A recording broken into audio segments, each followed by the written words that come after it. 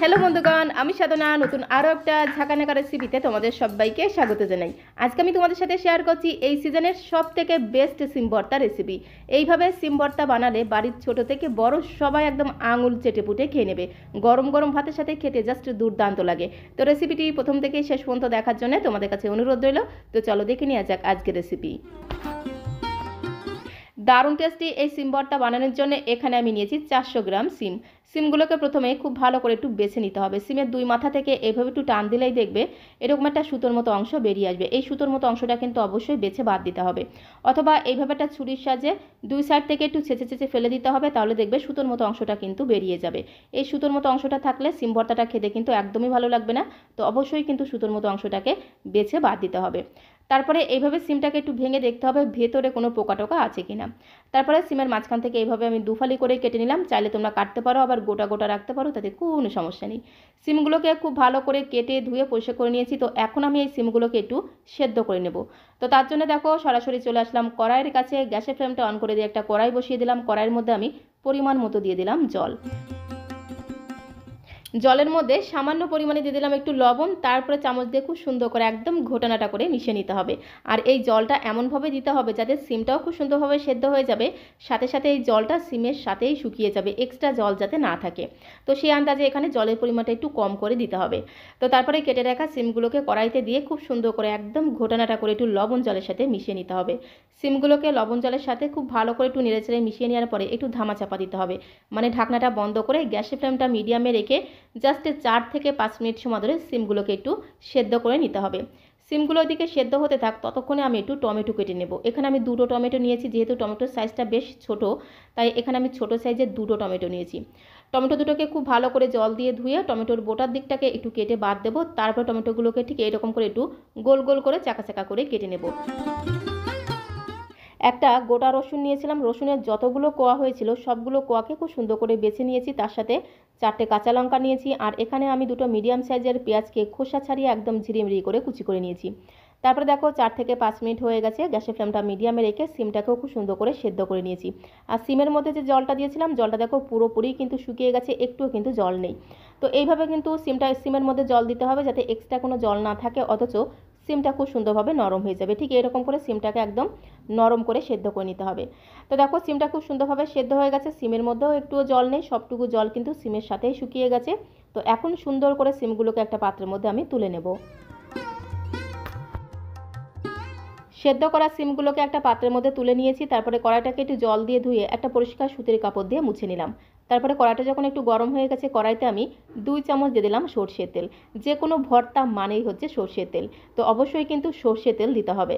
তেলটা যখন একটু গরম হয়ে গেছে, এখানে আমি 3টে শুকনো লঙ্কা দিলাম। তবে ঝালের পরিমাণটা তোমরা যে যেমন ঝাল খেতে পছন্দ করবে সেই অনুসারে এখানে শুকনো লঙ্কাটা অ্যাড করবে। একদমই কিন্তু একটু সময় নিয়ে শুকনো লঙ্কাগুলোকে ঠিক এরকম করে একদম লাল লাল করে ভেজে নিতে হবে।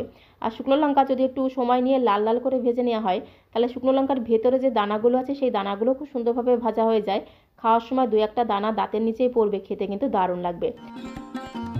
শুকনো লঙ্কাগুলোকে লাল লাল করে ভেজে একটা পাত্রের মধ্যে তুলে নিয়েছি। তারপরে ওই তেলের মধ্যে আমি রসুনের কোয়াগুলো দিয়ে দিলাম। গ্যাসের ফ্লেমটা একদম লোতে রেখে একটু ধীরে ধীরে সময় নিয়ে রসুনগুলোকে একদম লাল লাল করে ভেজে নিতে হবে। তাহলে রসুনের ভেতর অবধি খুব সুন্দরভাবে ভাজা হয়ে যাবে, যার কারণে রসুনটা খেতেও কিন্তু দারুণ লাগবে।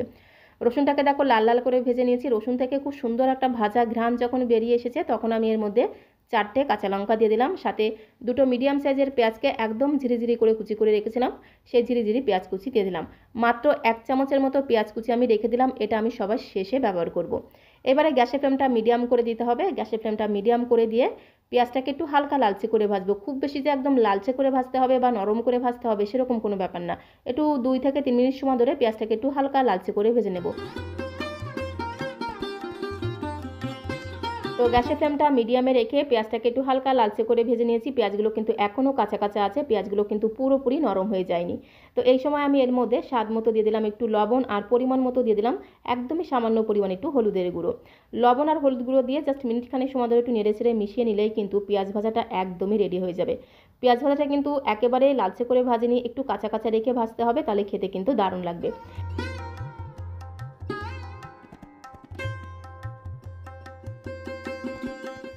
পেঁয়াজ আর কাঁচা লঙ্কাটাকে একদমই হালকা করে ভেজে নিয়েছি। এখন একটা পাত্রের মধ্যে আমি তুলে নেব। আর কাঁচা লঙ্কার এই হালকা ভাজা ঘ্রাণটা কিন্তু দুর্দান্ত লাগে। পেঁয়াজটাকে ঠিক এরকম করে একটু হালকা কাঁচা রেখে ভাজতে হবে, মানে পেঁয়াজটা একটু কচকচে থাকবে, তবেই কিন্তু ভর্তার সাথে খেতে দারুণ লাগবে। ওই কড়াইতে আমি আরও 2 চামচ দিলাম সর্ষের তেল। তেলটাকে খুব ভালো করে একটু নেড়েচেড়ে কড়াই গায়ে লাগিয়ে নেব। তারপরে তেলের মধ্যে আমি একদমই সামান্য পরিমাণে দিয়ে দিলাম একটু কালো জিরে ফোড়ন। তারপরে টমেটোর স্লাইসগুলোকে কড়াইয়ের মধ্যে দিয়ে দেবো। গ্যাসের ফ্লেমটা মিডিয়াম টু লোতে রেখে এপিট ওপিট উল্টে পাল্টে টমেটোর পিসগুলোকে একটু লাল লাল করে ভাজতে হবে। আর টমেটো যদি একটু লালচে করে ভেজে নেওয়া হয়, টমেটোর স্বাদ আর গন্ধ দ্বিগুণ বেড়ে যায়। তো এপিট ওপিট উল্টে পাল্টে টমেটোগুলোকে ঠিক এইরকম করে একটু লালচে করে ভেজে নিতে হবে। টমেটোগুলোকে লালচে করে ভেজে নিয়েছি। এখন একটা পাত্রের মধ্যে আমি তুলে নেব। তো বন্ধুগণ, সিম ভর্তা তোমরা অনেক রকম পদ্ধতিতে বানিয়ে খেয়েছো, বাট আমার মতো করে এই পদ্ধতিতে একবার সিম ভর্তা বানিয়ে খেয়ে দেখতে পারো। গরম ভাতের প্রথম পাতে পুরোপুরি জমে যাবে। মানে এই সিম ভর্তা দিয়েই কিন্তু গরম গরম এক থালা ভাত নিমেষেই খাওয়া হয়ে যাবে। তো টমেটোগুলোকে একটু লালচে করে ভেজে একটা পাত্রের মধ্যে তুলে নিয়েছি। আর কড়াইতে একদমই সামান্য পরিমাণে তেল ছিল। সেই সামান্য পরিমাণে তেলের মধ্যে আমি সেদ্ধ করা সিমগুলোকে দিয়ে গ্যাসের ফ্লেমটা মিডিয়ামে রেখে জাস্ট 2 থেকে 3 মিনিট সময় ধরে সিমগুলোকে একটু হালকা করে ভেজে নেব। তাহলে ভর্তাটা খেতে কিন্তু দারুণ লাগবে। তো সিমটাকে একটু হালকা করে ভেজে নেওয়ার পরে নামানোর জাস্ট মিনিটখানেক আগে এর মধ্যে আমি 1 মুঠো দিয়ে দিলাম ফ্রেশ ধনেপাতা কুচি। ধনেপাতা কুচি দিয়ে জাস্ট একটু নেড়েচেড়ে মিশিয়ে নিয়েই কিন্তু সিমটাকে নামিয়ে নেব। তো বন্ধুগণ, আজকে সিম ভর্তাটা আমি শিলের মধ্যে বেটে বানাবো, যার কারণে এই সিম ভর্তাটা কিন্তু ভীষণ স্পেশাল। তো প্রথমেই যে 3টে শুকনো লঙ্কাকে একদম লালচে করে ভেজে রেখেছিলাম, সেই 3টে শুকনো লঙ্কা শিলের মধ্যে দিয়ে দিলাম। তারপরে নোড়া দিয়ে খুব সুন্দর করে একদম ঝাঁকানাকা করে শুকনো লঙ্কাগুলোকে একটু গুঁড়ো করে নেব। তোমরা চাইলে সামান্য পরিমাণে লবণ দিয়েও গুঁড়ো করতে পারো। যেহেতু আমি নোড়া দিয়ে গুঁড়ো করছি, তাই কোনো রকম লবণ দিলাম না। খুব সুন্দর করে দেখো শুকনো লঙ্কা 3টেকে গুঁড়ো করে নিলাম। তারপরে যে পেঁয়াজ, রসুন আর কাঁচা লঙ্কা একটু হালকা করে ভেজে রেখেছিলাম, সেই পেঁয়াজ, রসুন আর কাঁচা লঙ্কাগুলো দিয়ে দেবো।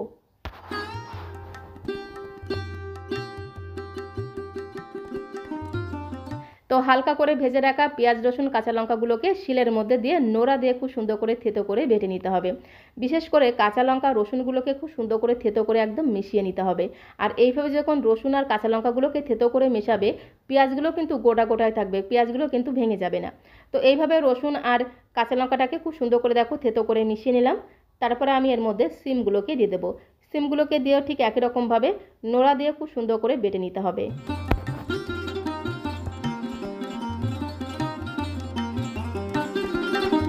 তো সমস্ত শিমটাকে দিয়ে দিলাম। এইবারে নোড়া দিয়ে খুব সুন্দর করে একটু আধবাটা করে বেটে নেব। একেবারে কিন্তু মিহি করে বাটবো না, একটু আধবাটা করে বেটে নিলে শিম ভর্তাটা খেতে বেশি ভালো লাগবে।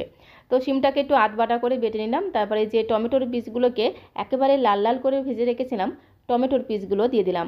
আর নোড়া দিয়ে এইভাবে একটু থেতো করে নেওয়ার পরে টমেটোর যে খোসাগুলো আছে, সেই খোসাগুলোকে বেছে নেব। টমেটো ভাজার পরে দেখবে টমেটোর খোসাগুলো কিন্তু একেবারেই নরম হয়ে যাবে। তো এইভাবে নোড়া দিয়ে একটু থেতো করে নেওয়ার পরে টমেটোর খোসাগুলোকে একটু বেছে বাদ দিতে হবে। তো সমস্ত টমেটোর খোসাগুলোকে খুব সুন্দর করে বেছে নিয়েছি। আর সিম ভর্তাতে যদি একটু টমেটো দেওয়া হয়, সিম ভর্তার টেস্ট আরও দ্বিগুণ বেড়ে যায়।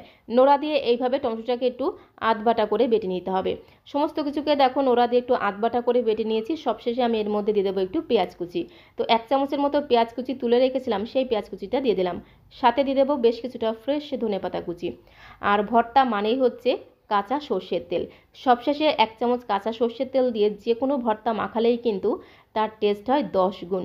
তো 1 চামচ কাঁচা সর্ষের তেল দিয়ে দিলাম। আর এই কাঁচা সর্ষের তেলটা দেওয়ার কারণে যখন ভাতের সাথে মেখে খাবে না, এই কাঁচা সর্ষের তেলের একটা ঝাঁঝালো ঘ্রাণ একদম অপূর্ব লাগবে, খুব সুন্দর টেস্ট লাগবে আর দারুণ একটা ঘ্রাণ পাবে।